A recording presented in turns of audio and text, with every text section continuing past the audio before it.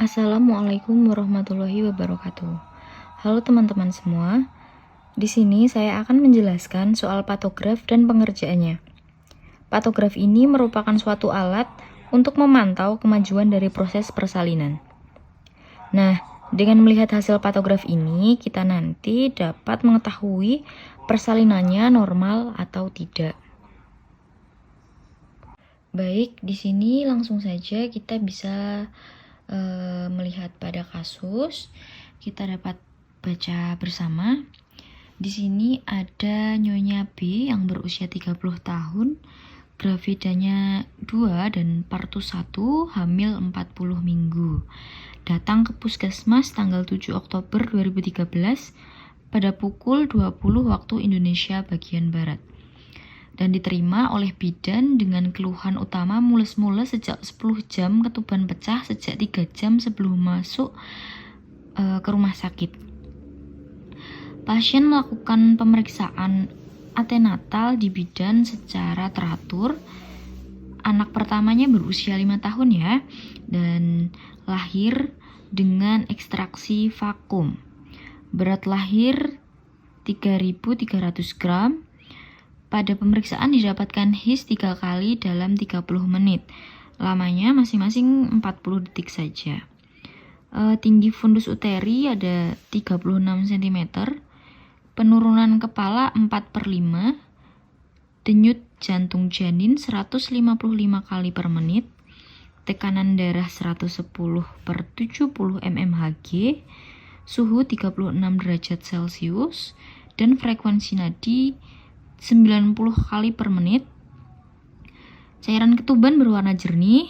Pada pemeriksaan dalam didapatkan pembukaan 4 cm, tidak ada molase, proteinuria tidak ada, aseton juga tidak ada. Dan yang terakhir volume urinnya 350 ml. Ini kasusnya ya teman-teman. Selanjutnya kita bisa langsung untuk mungkin mengisi identitasnya terlebih dahulu. Di sini kita bisa mulai untuk mengisi nomor register jika nanti tersedia ya. Selanjutnya kita bisa isi nama ibu dan bapak. Misalkan di sini tadi kan tertulis Nyonya B. Lalu tadi masuk ke puskesmas pada tanggal 7 Oktober 2013. Di sini kita tulis 7 Oktober 2013. Usia ibu tadi pada soal 30 tahun. Jadi kita bisa tulis di sini 30 begitu. Selanjutnya ibu masuk ke puskesmas pukul 20 ya. 20 waktu Indonesia bagian Barat. Kita tulis di sini. Untuk GPA-nya ya. Gravida, partus serta abortusnya kita bisa tulis tadi di sini G-nya 2, P1 dan abortus bisa dikosongkan atau ditulis 0 seperti itu. Untuk usia kehamilannya tadi sudah menginjak 40 minggu seperti ini. Pada soal juga dijelaskan ketuban pecah sejak pukul 17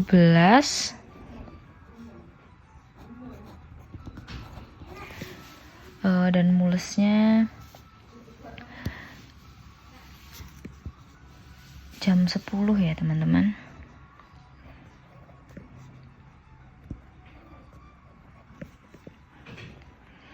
Baik, untuk identitasnya mungkin sudah cukup seperti ini. Kita lanjut pada soal. Nah teman-teman, kita bisa langsung isi pada kolom-kolom yang udah tersedia di sini. Kita bisa lihat di sini untuk pembukaan serviks. Pada soal dijelaskan bahwa pada pemeriksaan didapatkan pembukaan 4 cm. Di sini pembukaan serviks bisa diberi tanda X ya. Jadi pada angka 4 ini kita bisa beri tanda X seperti ini. Untuk turunnya kepala bayi, di sini bisa kita lihat juga bersama bahwa penurunan kepala bayi 4/5. Dan di sini di keterangannya untuk turunnya kepala bayi kita beri tanda O seperti itu ya. Jadi di sini bisa kita beri tanda O seperti itu. Selanjutnya untuk waktu di sini ya. Waktu di sini tadi adalah waktu masuknya Nyonya B ke puskesmas. Jadi pada pukul 20 seperti itu kita tulis. Untuk kotak kecil-kecil ini maksudnya satu kotaknya itu bisa kita hitung 30 menit seperti itu ya teman-teman. Pada bagian kolom air ketuban kita bisa lihat lagi ke soal bahwa di sini dijelasin kalau cairan ketuban berwarna jernih. Jadi pada kolom ini kita bisa tulis tanda J seperti itu ya. Dan untuk penyusupan dengan kata lain bisa disebut juga dengan molase, karena pada soal tadi molasenya tidak ada, jadi kita bisa tulis di sini 0 seperti ini ya. Kita langsung lanjut pada denyut jantung janin atau DJJ. Kolomnya ini nanti kita juga bisa lihat ke soal terlebih dahulu. Jadi di sini tadi tertulis bahwa denyut jantung janin 155 kali per menit. Di sini kita bisa beri tanda titik seperti itu ya, di antara angka 150 dengan 160, karena tadi di soal kan sudah dijelaskan kalau denyut jantung janin 155. Kita bisa beri tanda titik di sini. Selanjutnya kita lanjut pada kontraksi. Di sini kontraksi itu yang dimaksud adalah his ya teman-teman. Di sini kolomnya. Jadi pada soal tadi sudah dijelaskan juga bahwa hisnya itu terjadi 3 kali ya. 3 kali dalam 30 menit, lamanya 40 detik seperti itu. Di sini berarti kita gunakan 3 kotak, 1, 2, dan 3. Karena lamanya detik yang terjadi pada his yang dialami kali ini tuh 40 detik saja, berarti kita bisa lihat ya di sini tiap 20 sampai 40 detik itu tandanya diarsir seperti ini. Jadi kita bisa ikuti, kita bisa arsir pada 3 kolom yang sudah kita tandai ini tadi, seperti ini ya. Untuk oksitosin karena tidak disebutkan, kita lewati saja ini, Selanjutnya kita masuk pada tekanan darah. Tekanan darah di sini tadi pada soal tekanan darahnya 110/70 mmHg. Jadi di sini kita bisa beri tanda pada angka 110 ini ya dengan tanda panah ke atas, sistol ya. Sistolnya kita beri tanda panah ke atas seperti ini. Dan selanjutnya untuk diastolnya kita beri tanda panah ke bawah di angka 70 di sini. Selanjutnya untuk nadinya tadi pada soal dijelaskan nadinya 90 kali per menit. Jadi kita bisa beri tanda titik ya di tengah sini di angka 90. Kita beri tanda titik seperti ini dan kita garis ya. Ya, ini seperti itu. Selanjutnya kita masuk ke temperatur. Tadi di soal dijelaskan kalau suhu yang dipunyai ibu ya, Nyonya B tadi 36,8 derajat Celcius. Kita bisa tulis di sini di kolom yang pertama tadi. Seperti ini. Oke, lanjut ya teman-teman. Di sini kita melanjutkan kasus yang tadi. Karena di sini dari observasi denyut jantung janin, his dan frekuensi nadi maternal setiap 30 menit sudah didapatkan data seperti yang sudah tertulis ini. Kita bisa lanjutkan pada kolom-kolom patograf di sini. Di sini dijelaskan ya kalau tekanan darahnya 120/80 mmHg. Mungkin kita tulis dari awal sini dulu ya biar mudah ya. Biar mudah. Ini ditulis tekanan darah 120 dan pernya 80. Berarti ada di sini. Di atas sini dan di sini ya. Selanjutnya untuk ininya nadi ya.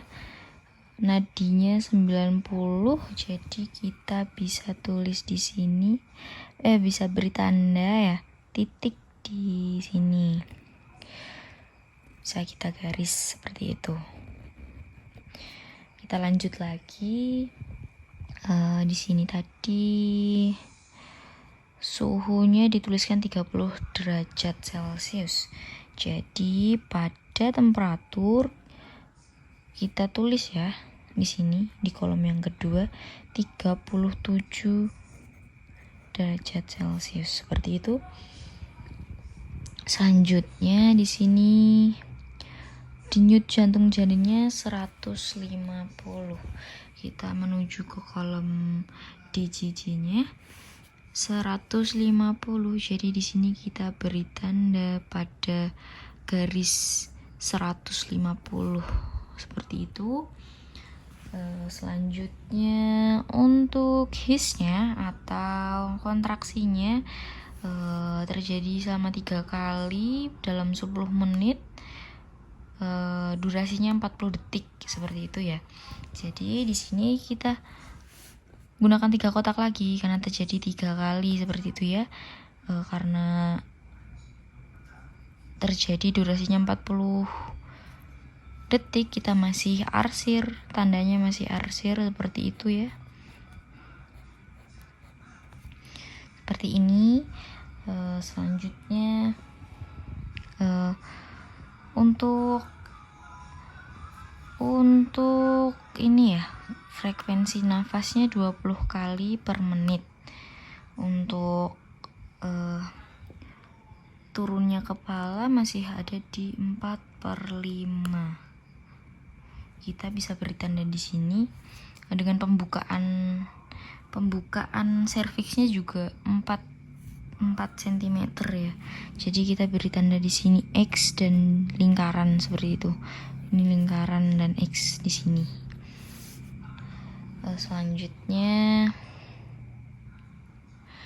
di sini ketubannya ditandai minus seperti itu, yang artinya ketubannya sudah nggak ada atau kering ya teman-teman. Jadi pada air ketuban di sini kita bisa beri tanda K, kering ya. Dan untuk molase atau penyusupannya di sini dituliskan derajat 2.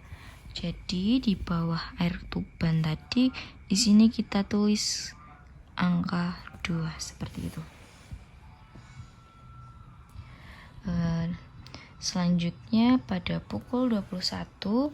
Jadi di sini kita tulis pukul 21. 21 denyut jantung janinnya 160. Jadi di sini kita tulis 160 pada titik 160 seperti itu di sini ya.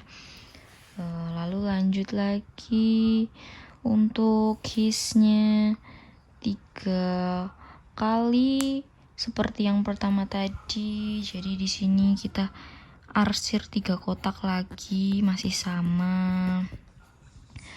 Dan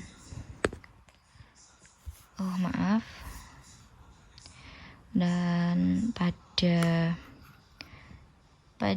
ininya ya, frekuensi nadinya ada di 92 karena di sini pada soal kan sudah tetap ya ini.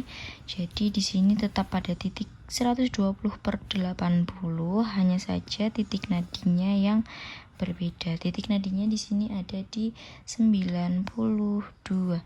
Jadi sedikit di atas ini. 92. Dan lanjut lagi untuk diuresis. Di sini diuresis yang dimaksudkan adalah volume. Ini adalah volume urin. Yang tadinya yang di awal tadi di sini volume urinnya teridentifikasi 300 mili. Di sini ada 200 cc seperti itu. Jadi bisa kita tulis di sebelahnya sini ya. Bisa jelas gitu. Selanjutnya kita bisa lakukan lagi pada pukul 21.30. Denyut jantung janinnya ada pada 155. Di sini pada denyut jantung janinnya ada di 155. Jadi posisinya ada di sini.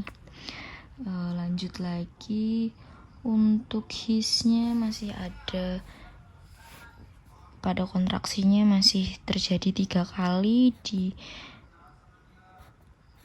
durasi yang sama ya. Jadi kita masih arsir lagi di sini 3 kotak. Dan selanjutnya untuk tekanan darah masih sama dengan nadi 92. Kita langsung beri titik di sini aja ya. Begitu. Selanjutnya untuk temperatur juga masih sama dan kita lanjut lagi pada pukul 22 seperti itu. Maaf, tadi untuk pembukaan serviks dan juga turunnya kepala kita masih sama ya. Masih sama pada 4 cm dan juga 4/5. Jadi kita kasih tanda X di sini dan juga lingkaran. Seperti itu. Mohon maaf tadi lupa. Ini pukul 22 ya. Tulis seperti ini aja. Selanjutnya pada pukul 22 denyut jantung janinnya 158 berarti ada di sedikit atas ini ya. Begitu. Lanjut untuk air ketubannya masih sama kering dengan penyusupannya 2. Seterusnya seperti itu masih sama. Dan untuk pukul 22 ini juga pada kontraksinya masih sama terjadi 3 kali dengan durasi 40 detik begitu. Dengan frekuensi nadinya cuma 90 ya. Nih frekuensi nadinya 90. Jadi kita bisa beri tanda di sini pada angka 90 seperti itu. Selanjutnya untuk pukul 22.30 DJJ-nya ada 155. Kita bisa beri tanda di sini 155 ya, di pertengahan antara 150 dan 160. Begitu. Air ketuban dan penyusupan tentunya sama juga. Di sini pembukaan serviks masih sama, seterusnya begitu. Dan untuk pukul 22.30 ini pada his atau kontraksinya terjadi 4 kali dalam 10 menit dan dengan durasi 45 detik begitu. Jadi artinya kita di sini tulisnya kita butuhkan 4 kotak ya, maksudnya karena terjadi 4 kali begitu kan. Terjadi 4 kali, lalu karena di sini terjadi lebih dari 40 detik, artinya 45 ya tadi. Jadi di sini kita tidak arsir lagi, kita blok ya, kita blok di bagian kotaknya ini sebanyak 4 kotak seperti itu. Dan di sini untuk bagian tekanan darahnya ada 90. Jadi kita bisa beri tanda di sini. Dan yang lain tetap masih sama ya, guys.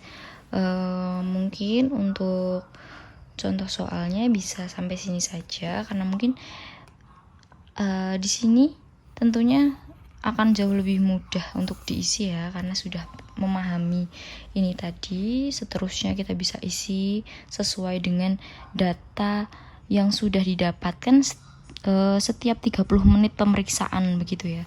Jadi nanti untuk DJJ-nya bisa disatukan dengan garis seperti ini agar lebih mudah saat mengetahui perkembangan DJJ dari janin seperti itu. Jadi cukup sekian teman-teman. Mungkin jika ada salah kata saya mohon maaf. Terima kasih. Wassalamualaikum warahmatullahi wabarakatuh.